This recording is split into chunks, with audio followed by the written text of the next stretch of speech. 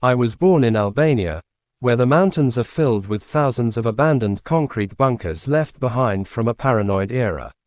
Most people ignore them. Some avoid them completely. When I found one for sale online for less than the price of a used car, I thought it was the deal of a lifetime.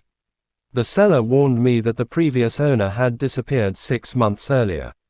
I laughed it off. Then I arrived and found a handwritten list taped to the steel door. It was titled, "Rules for Surviving the Bunker." By the second night, I understood why the bunker had been so cheap. I was born in Albania, but I left when I was a child. My parents moved to Germany in the late 1990s, chasing the same thing so many Albanian families wanted at the time: stability, work, and a better future. We settled in the industrial city of Hagen, where I grew up surrounded by engines, tools, and machinery. By the time I was in my 30s, I had become a mechanic. I trusted metal more than people. Machines were honest. If something broke, there was always a reason. That winter had been brutal. Work was slow, bills were piling up, and I needed a project, something unusual, something I could restore with my own hands. One rainy evening, I sat in my apartment scrolling through obscure property listings from Eastern Europe. Most were crumbling farmhouses, half-collapsed barns, and abandoned workshops. Then one listing stopped me cold. The title read, "Cold War Bunker for Sale, Southern Albania -18,000 €." The photos showed a concrete dome built into the side of a mountain. Rusted steel doors, pine forest, thick fog rolling over the ridgeline. It looked like something forgotten by history. The description was only 3 lines long. Former military bunker. Includes underground levels and generator room. Previous owner missing. Sold as is. I stared at the screen and laughed. Previous owner missing. Probably a translation mistake. Or a seller trying to make the place sound mysterious. Still, I couldn't stop thinking about it. As a kid, I had heard stories about the bunkers scattered across Albania. Massive concrete shelters built during the rule of Enver Hoxha, designed to survive invasions that never came. Back then, they were symbols of fear. Now they were relics. Most people saw decaying concrete.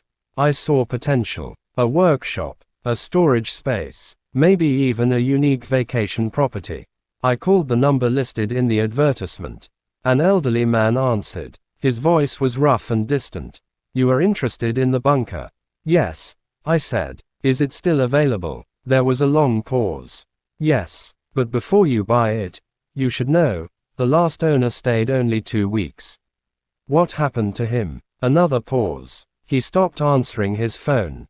"That's it." The man exhaled slowly. "He left instructions." I chuckled. "Instructions for what?" His answer came so quietly I almost missed it.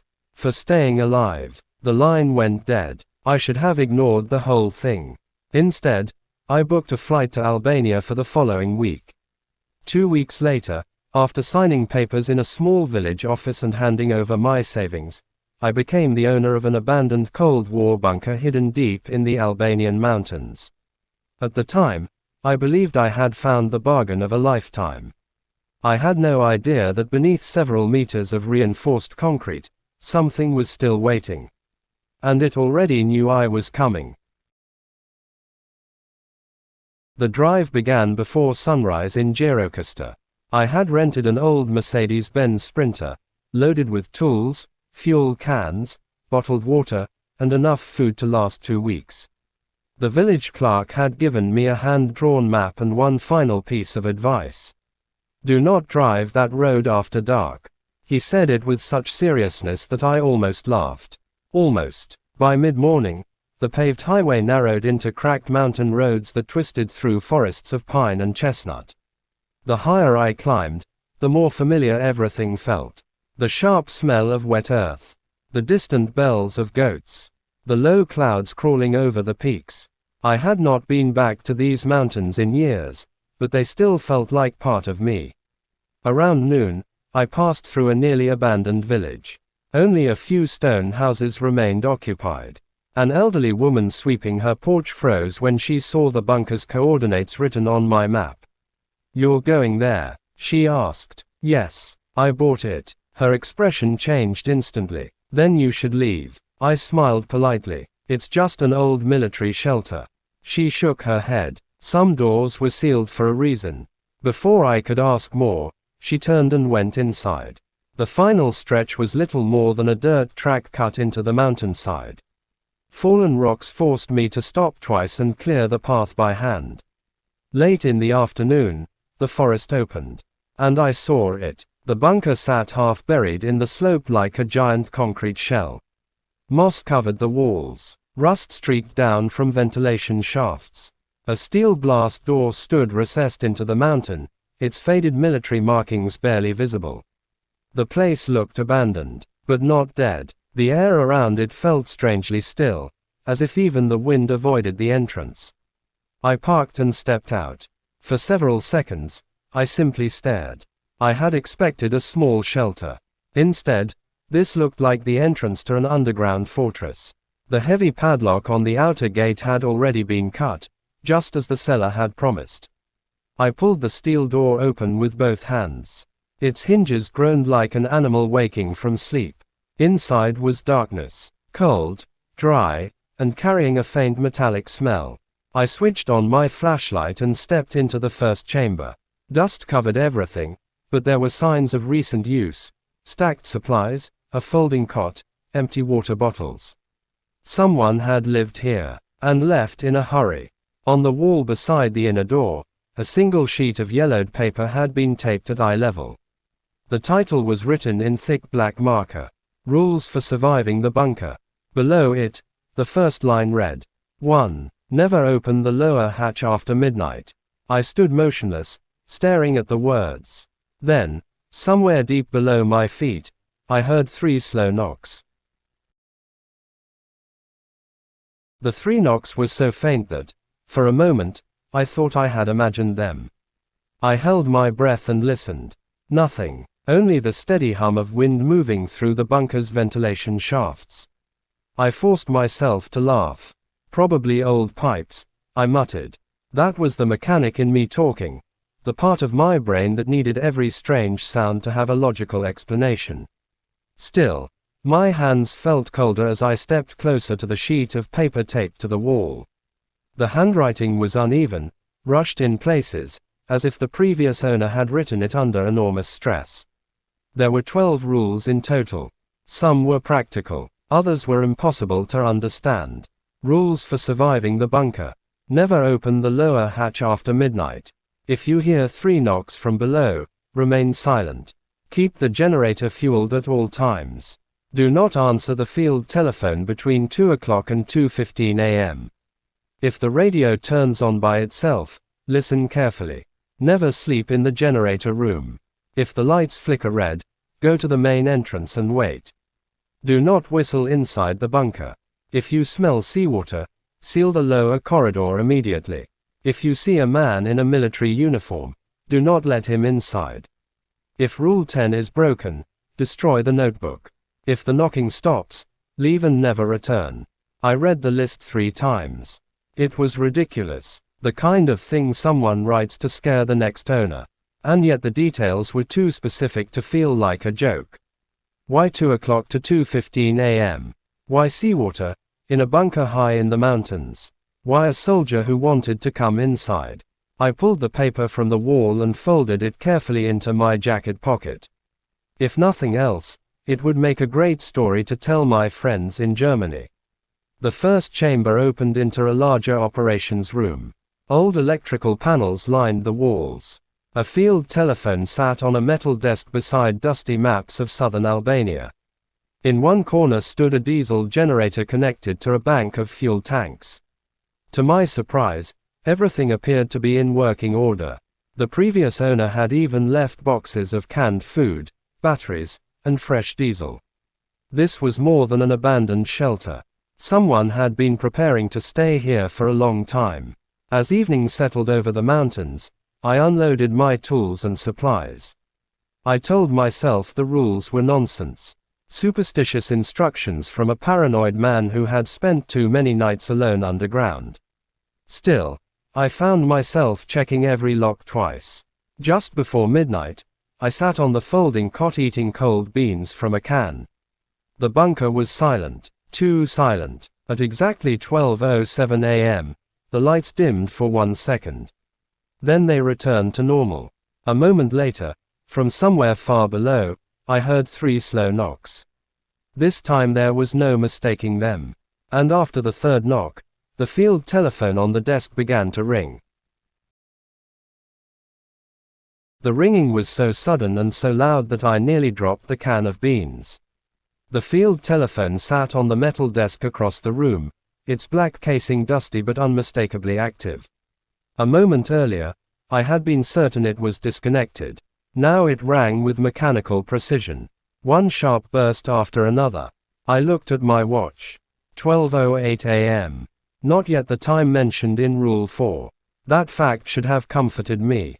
Instead, it made me more uneasy. If the rules were specific enough to mention a 15-minute window, then perhaps whoever wrote them had learned that some dangers followed schedules. The phone continued to ring. I forced myself to think rationally. Old military communication systems could still function if connected to a hidden line. Perhaps another bunker in the mountains was linked to this one. Perhaps a villager was testing the circuit. Or perhaps someone knew I was here. On the fourth ring, I lifted the receiver. For several seconds, there was only static. Then I heard breathing. Slow, controlled, as if someone stood very close to the microphone, listening to me in complete silence. Hello. The breathing stopped. A male voice spoke in Albanian. The accent sounded old-fashioned, formal. Do not open the lower hatch. I sat upright. Who is this? Static crackled. Then the same voice, now weaker. He is learning your footsteps. The line went dead. I kept the receiver pressed to my ear for several seconds before setting it back into place. My hands were trembling. The voice had not sounded frightened. It had sounded exhausted, like someone who had repeated the same warning many times. I immediately checked the bunker. Every room was empty. The outer blast door remained locked from the inside. No vehicles were parked outside. The mountain was silent. I returned to the operations room and unfolded the list of rules. For the first time, I noticed something written in smaller letters at the bottom of the page. A single sentence I had somehow missed before. The voice on the phone is trying to help you. Not all voices are. A chill ran through me. I decided to stay awake for the rest of the night. At 1:30 a.m., I made coffee on a portable gas stove and inspected the lower corridor. At the far end stood a reinforced steel hatch marked in faded red paint. Level -2. Heavy locking bars held it shut. Scratches covered the metal around the handle. Not old rust marks. Fresh gouges, as if something with tremendous strength had repeatedly tried to claw its way out. I stepped back. At exactly 2 a.m., the field telephone began ringing again. The sound echoed through the bunker like an alarm. I remembered Rule 4. Do not answer the field telephone between 2 o'clock and 2:15 a.m. The phone rang, and rang, and rang. At 2:07 a.m., another sound joined it. 3 deliberate knocks came from the other side of the lower hatch. Then, for the first time, a voice spoke from below. Quiet, patient, and using my name. Chris, please let me in. For a moment, I forgot how to breathe. The voice had come from the other side of the steel hatch. Not through the telephone, not over the radio, directly from the darkness beneath my feet. And it had spoken my name. Chris, please let me in. The voice sounded familiar, not because I recognized the person, but because it carried something deeply unsettling, my own accent. The same mixture of Albanian and German I had developed after living for years in Germany. I stood frozen in the lower corridor, flashlight shaking in my hand. The field telephone continued to ring in the operations room behind me. The voice spoke again, softer this time. I know you can hear me. I backed away from the hatch. Every rational explanation I had been clinging to began to collapse. No one should have known I was here. No one should have known my name. And no one could be standing below that sealed level unless they had been trapped there before I arrived. I forced myself to speak. "Who are you?" For several seconds, there was no reply. Then the answer came. "I was the owner before you." My blood turned to ice. The missing owner. The man the seller said had vanished 6 months earlier. "That's impossible," I whispered.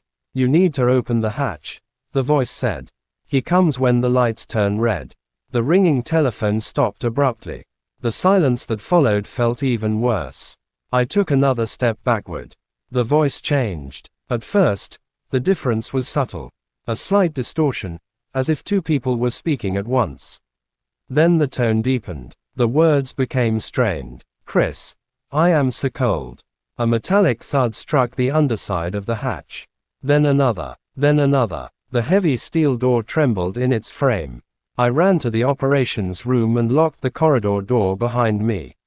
My heart was pounding so hard that I could hear it in my ears. On the desk, the field telephone sat perfectly still. Beside it lay a notebook I was certain had not been there before. Its black cover was damp, as though it had been left out in the rain. Scrawled across the front in red ink were the words, "If you hear your own voice, do not answer." I opened to the first page. The handwriting matched the rules taped to the wall. The first sentence read, "Greater than my name is Albania. If you are reading this, I failed." The lights flickered once, twice, then every bulb in the bunker shifted to a deep, blood-red glow. From somewhere outside the main entrance, 3 slow knocks echoed through the concrete. And a calm male voice called from beyond the blast door, "Open up. I've been trying to reach you." The bunker changed the moment the lights turned red. It wasn't just illumination anymore.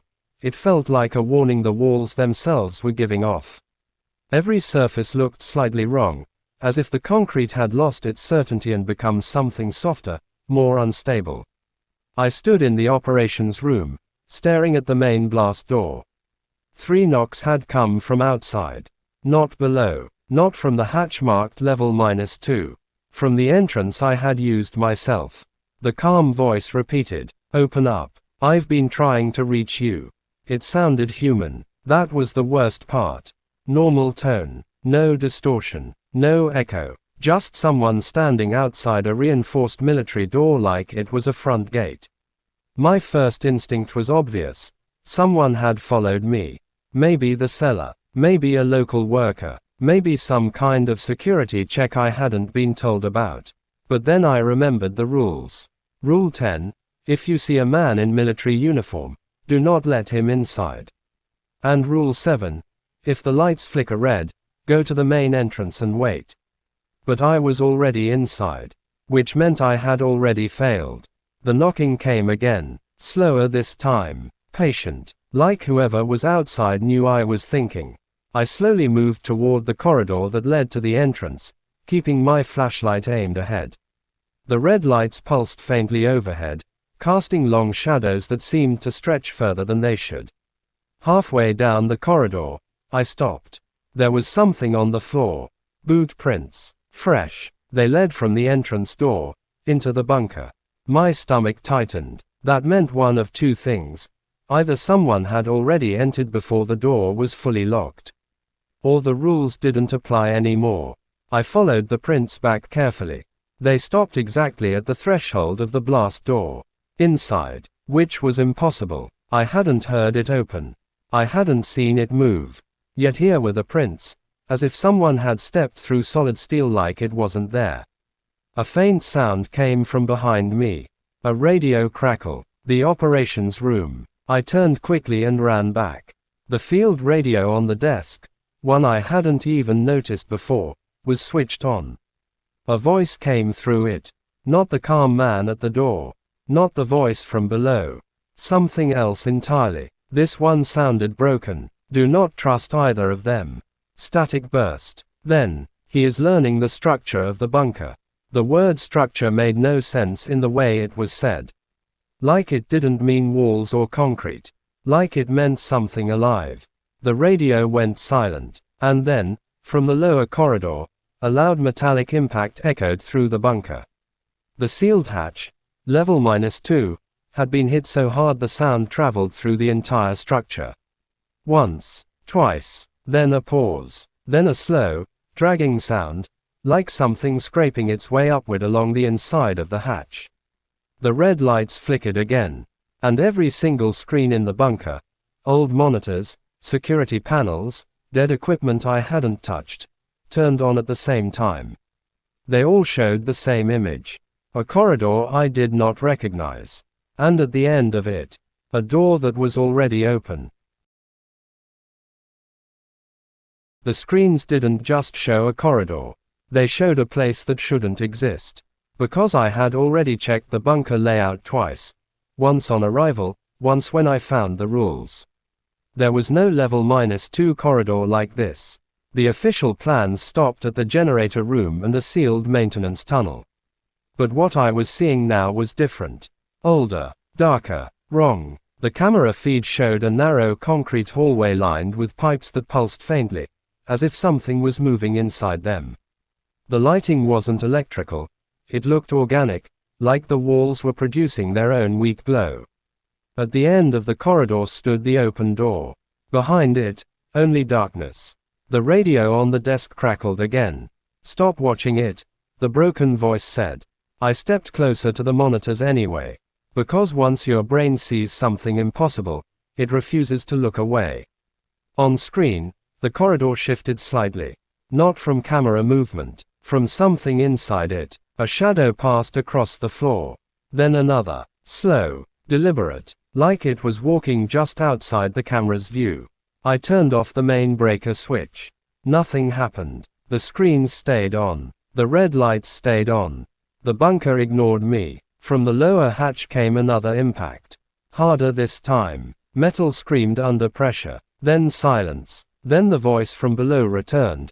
But it was no longer calm. It sounded closer. "Chris." It opened the door. My throat went dry. "That's not possible," I whispered. "You shouldn't have looked," it said. The screen flickered. For a split second, the corridor image changed. Now it showed something else. A room filled with old military equipment. And standing in the center of it, a man in uniform. He was facing away from the camera. Completely still. Then, slowly, he turned his head. And looked directly into the lens. Even through the grainy black and white feed, I could see it. His eyes were empty. Not blind. Not closed. Just missing something human. The radio exploded with static. "Do not let him through." The voice cut off mid-sentence. All at once, every monitor in the bunker shut off. Except one. The screen above the sealed hatch. It now showed the hatch from the inside. And something was pressing against it. Not hitting. Not scratching. Pressing. Like it had finally found the exact shape of the door. The metal began to bend outward. Slowly at first. Then all at once. A deep, grinding sound filled the bunker as bolts snapped one by one. And from behind the hatch, a voice I recognized perfectly spoke again. But this time, it wasn't asking. It was remembering. "I told you not to open it after midnight." The metal didn't just bend. It gave up. That was the only way I can describe what I saw on the screen. The sealed hatch marked level -2. Thick steel, reinforced locks, designed to survive explosions, was being reshaped from the inside as if it were made of wax. Bolt heads snapped in perfect sequence. One by one. Too organized to be random force. Too precise to be mechanical failure. The voice from behind it spoke again. "Calm now. Certain. I warned you." Then the hatch finally broke. Not with a bang. With a slow, heavy release, like a breath being let out after being held for decades. The screen flickered violently, and for a second, I saw him clearly. The man in uniform, standing in the corridor from level -2. He stepped forward, and the camera feed died. Every monitor in the bunker went black. Except the emergency light system, which shifted deeper into red, almost like the bunker itself was reacting. I backed away instinctively, my flashlight shaking in my hand. The operations room felt smaller now, tighter, like the walls had moved in while I wasn't looking. Then I heard footsteps, not from below, not from outside, from the corridor leading into the operations room. Slow, measured, military cadence. I turned off my flashlight. Silence swallowed everything. The footsteps stopped just outside the doorway. A shadow appeared under the frame. Tall, still. The same calm voice spoke from the corridor. You shouldn't have come here alone. I swallowed hard. Who are you? A pause. Then, I was assigned here before the ceiling. That word again. Ceiling. Not abandonment. Not shutdown. Ceiling. Like something had been locked away on purpose. I tightened my grip on a wrench from my belt. Useless, but comforting. The shadow shifted slightly. I am not what you think I am, it continued. Behind it, further down the corridor, I heard something else. Movement. More than one set of footsteps now. Not human rhythm. Too synchronized. Like marching that had forgotten it needed a leader. The man in uniform stepped into the doorway. I saw him clearly for the first time. His uniform was old. Eastern European military style, faded insignia, dust embedded into every seam. But his face didn't match the rest of him. It looked too new, too preserved, like it had been replaced recently. He looked directly at me. And then, very slowly, he said, "Why did you open the bunker?" Before I could answer, the lights above us flickered. And from the lower corridor, something else answered instead. A voice that did not belong to either of us. It didn't open it. A pause. Then, it let it in. For a few seconds after that voice spoke, nobody moved. Not me. Not the man in uniform. Not whatever was still shifting in the lower corridors. It didn't open it, the voice repeated. It let it in. The man in uniform slowly turned his head toward the direction of the sound. His expression didn't change, but something in the bunker did. A low vibration passed through the walls, like a warning deep inside the concrete structure. The lights dimmed further. Red turned almost black. I took a step backward instinctively, but my heel hit the edge of the desk behind me. The sound echoed too loudly in the silence. The man in uniform looked back at me. "You are not supposed to be in this section," he said quietly. "Neither are you," I replied before I could stop myself. That earned the first reaction I'd seen from him. A slight tilt of the head. Not curiosity. Recognition. Like he was checking something against a memory that didn't fully exist. From the corridor behind him came footsteps again. Closer now. Multiple. The synchronized rhythm grew louder, filling the bunker like a heartbeat that didn't belong to me. The man in uniform raised one hand. "Stay behind me," he said. I almost laughed. "Why would I trust you?"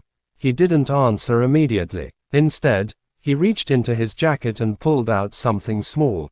A metal tag, worn and scratched. It had a number stamped into it. 2, seal authorization. My stomach tightened. That wasn't supposed to exist in any public records. The footsteps stopped just outside the doorway. Then silence. Complete silence. Even the ventilation system seemed to hold its breath. The man spoke again, quieter now. "Whatever is down there, it doesn't belong to the bunker anymore." Before I could respond, the floor beneath us gave a soft click.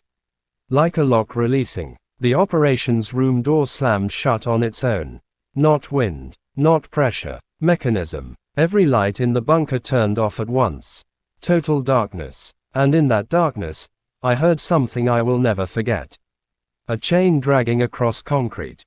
Slow, deliberate, moving upward. From level -2, the man in uniform spoke in the dark.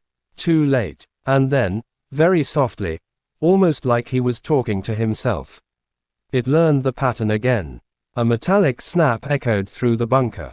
Then another. And somewhere below us, something massive began to climb. The sound of the chain wasn't just noise anymore. It became rhythm, like something was counting its way upward through the bunker, step by step, link by link, learning the structure as it moved. In the complete darkness, I couldn't see the man in uniform anymore.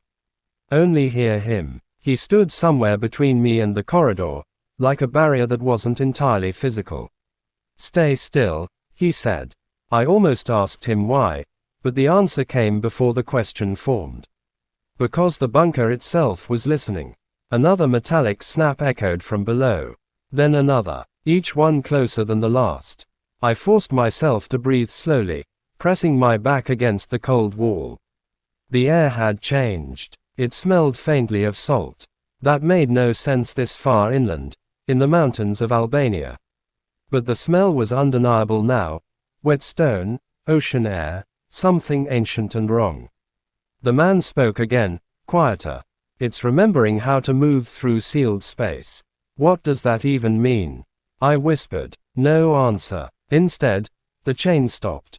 Dead silence, for exactly 3 seconds. Then, a single impact hit the lower structure so hard the entire bunker shuddered.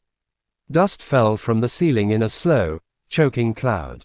The lights flickered back on for half a second. Enough for me to see the man in uniform clearly again. He wasn't looking at me. He was looking upward, at the ceiling, at something I couldn't see yet. His voice changed, less controlled now. "Don't think of it as a person," he said. "What is it then?" I asked. He hesitated. Then, a correction. Before I could react, every monitor in the bunker turned on again at once. Not static this time, not broken corridors. A single image, a diagram, the bunker layout. But it was wrong. New sections had appeared. Hallways I had never seen. Rooms that didn't exist in any blueprint. And one of them was labeled Origin Point. The man stepped closer to the screen. "No," he whispered. That was the first time I heard fear in his voice. The chain moved again, but now it wasn't coming from below. It was everywhere. Inside the walls, inside the ventilation shafts, inside the structure itself. The bunker wasn't echoing the sound anymore. It was producing it. The man in uniform grabbed my arm suddenly. "Listen to me," he said urgently. "You cannot stay here after the pattern completes." "What pattern?" I asked. He pointed at the diagram. The layout was shifting, slowly rearranging itself like a puzzle solving itself from the inside. And then I saw it. The bunker was no longer a structure. It was a sequence. And we were inside the next step. The diagram on the monitors didn't just change. It rewrote itself. Lines shifted like veins under skin. Corridors bent into new shapes. Rooms that should have been static began sliding into different positions, as if the bunker had decided it no longer liked its own layout. And then everything slowed down and settled. One final shape locked into place. The man in uniform stepped closer to the screen. His voice dropped to almost nothing. "That's impossible," he said. I stared at the display. The label Origin Point pulsed faintly in the center of the map. "Where is that?" I asked. He didn't answer immediately. Instead, he looked at me like he was trying to decide how much truth I could survive. Finally, he spoke. "It's not a room." Another snap echoed through the structure. "Closer. The bunker isn't a place," he continued. "It's a containment loop." I laughed once. Short, sharp, nervous. "That doesn't make any sense." He turned toward me. "Neither does anything else you've seen." The lights flickered red again. But now the red wasn't warning. It felt like observation, like the bunker was watching back. The man pointed at the shifting map. "Every time the system completes, it resets the internal structure." I shook my head. "No, buildings don't reset." His expression darkened slightly. "This one does." A deep vibration passed through the floor. Then a sound I hadn't heard before. Not footsteps, not chain. A low, continuous hum, like something enormous exhaling through the concrete. The monitors zoomed automatically into the origin point.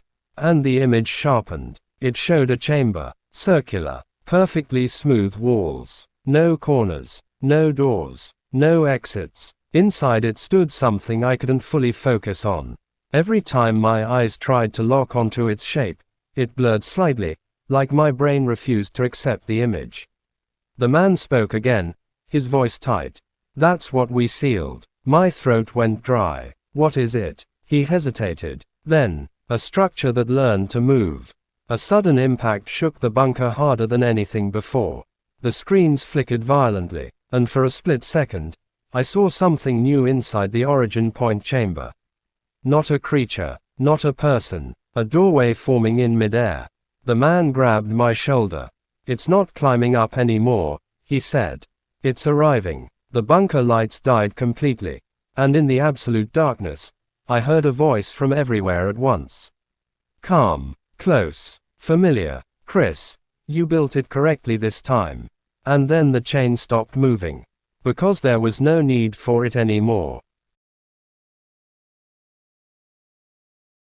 The silence after the voice was worse than everything before it. Not empty silence, waiting silence, like the bunker had paused itself mid-breath. I couldn't see anything in the darkness, but I could feel the man in uniform still beside me. His grip on my shoulder tightened slightly, the only confirmation he hadn't disappeared. "You heard it," I whispered.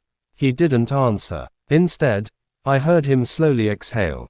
That was all the confirmation I needed. Somewhere deep inside the structure, the chain made one final sound, soft, almost gentle. Then it stopped completely. No more movement from below. No more resistance. Just stillness. The kind of stillness that doesn't feel like peace. It feels like completion. Then the bunker lights returned. Not red this time. Not white. A pale, sickly gray glow filled the rooms, like dawn trying and failing to become daylight. The monitors turned back on instantly. The origin point chamber was still there. But now it was different. The circular room was no longer empty. Something stood in the center. Not clearly defined, but present, and aware. The man in uniform stepped in front of me slightly, like shielding me without fully believing it would help. His voice was almost gone now. "It's here," he said. I forced myself to look at the screen. The shape inside the chamber shifted slightly. And then, slowly, the camera feed distorted, as if the lens itself couldn't focus on what it was seeing. A new sound came through the speakers. Not static, not breathing. A voice trying to imitate human speech for the first time. Structure complete. The man stepped back. "No," he whispered. "It shouldn't be able to speak yet." The bunker trembled. But this time, the tremor felt different.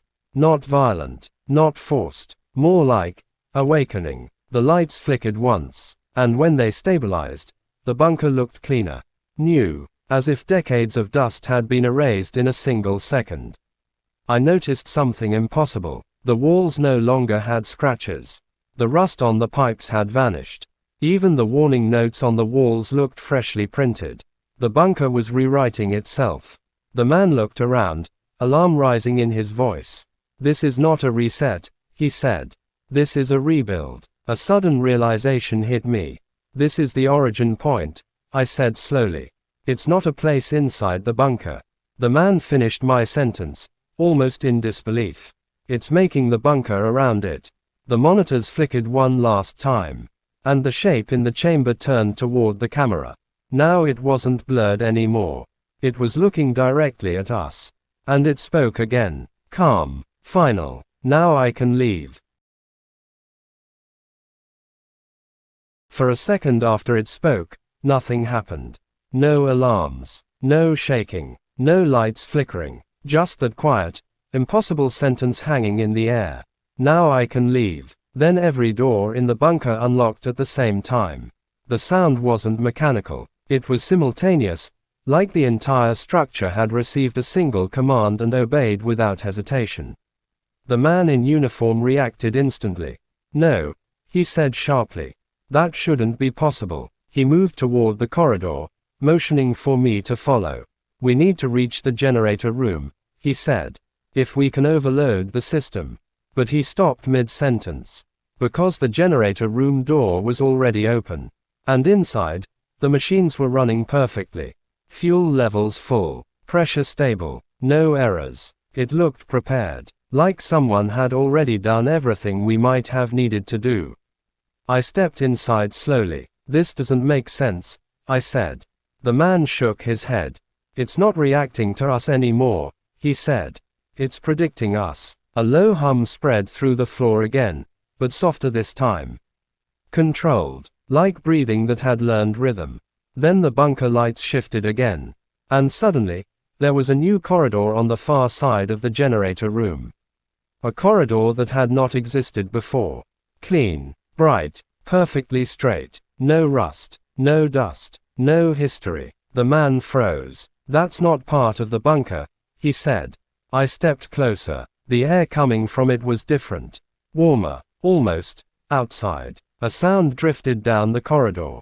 Wind, real wind. I felt something tighten in my chest. No way, I whispered. The man grabbed my arm again. Don't go near it, he said. That's how it tests you. But I was already walking forward. Because I realized something terrifying. The bunker wasn't trying to trap us anymore. It was offering something. The corridor led upward slightly, gently sloping like an invitation.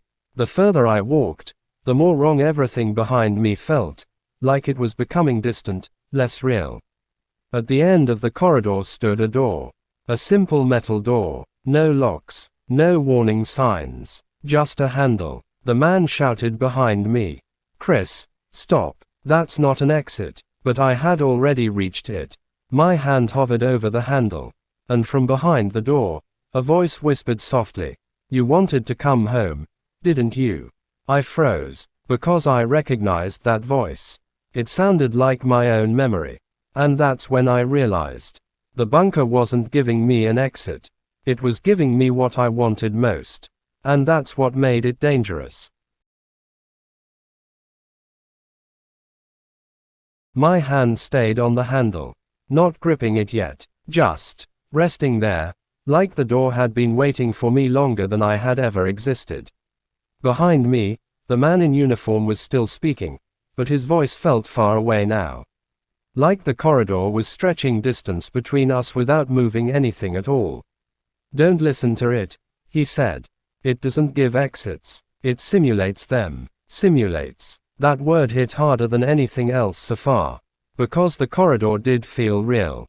The wind wasn't imagined. I could feel it brushing against my face through the cracks of the doorframe. Warm air, carrying the scent of open land, rain, and something painfully familiar. Home. The voice came again, softer now. You don't have to stay down there anymore. My throat tightened. I hadn't told anyone what home felt like to me. Not really, but my mind started producing images anyway. Things I hadn't thought about in years. Streets from childhood in Albania. The sound of distant markets. The smell of wet stone after summer rain. Faces I couldn't fully remember but somehow still missed. The bunker was pulling from me now. Not from the structure. From memory. The man shouted again. Closer this time.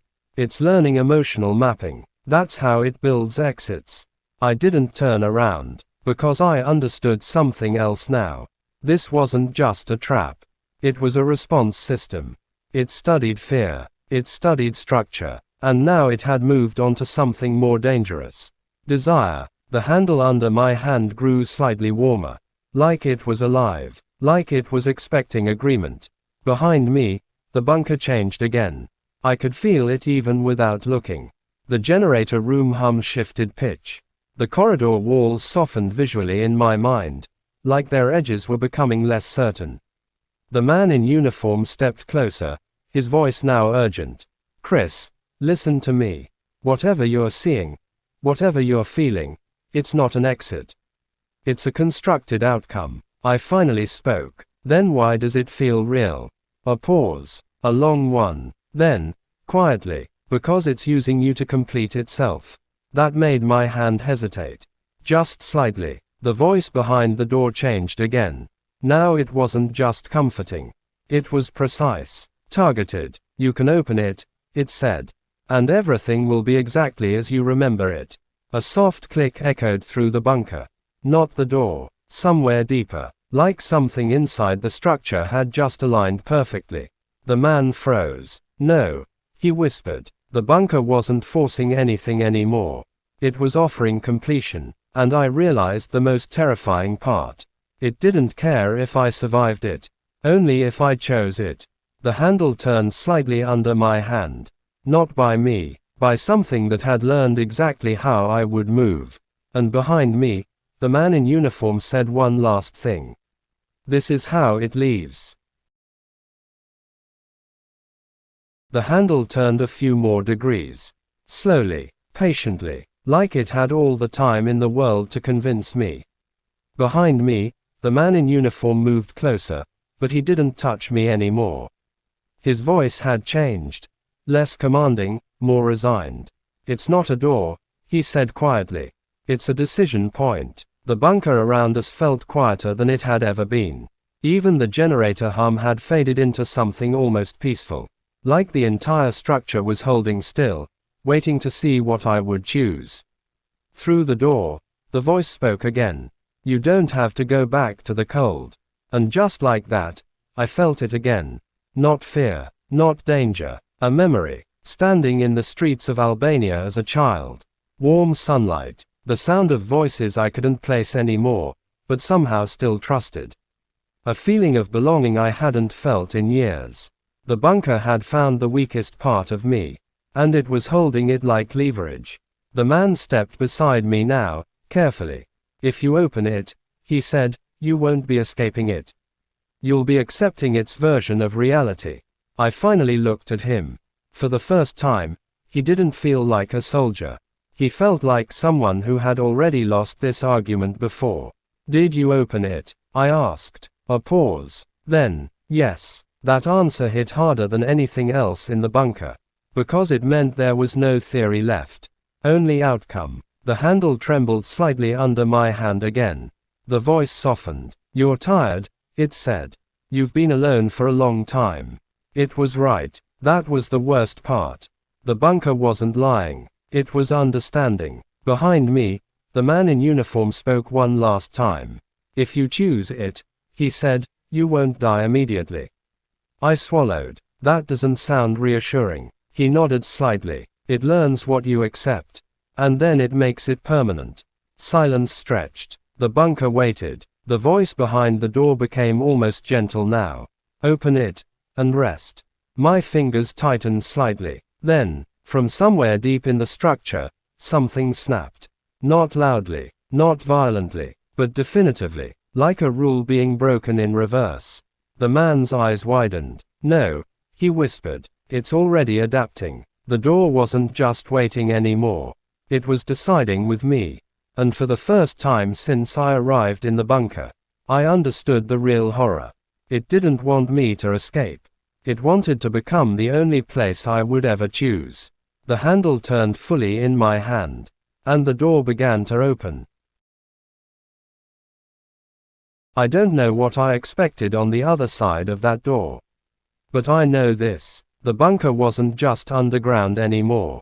It was inside something else. Something that learned how to think using my memories. If you ever hear about an abandoned Cold War bunker in Albania selling for too cheap, don't assume it's a bargain. And definitely don't assume it's empty. Because sometimes structures don't stay abandoned. Sometimes they wait. If you enjoyed this story, tell me in the comments. Would you have opened the door, or run back into the bunker? And if you want chapter 2, where I try to escape what I just released, subscribe.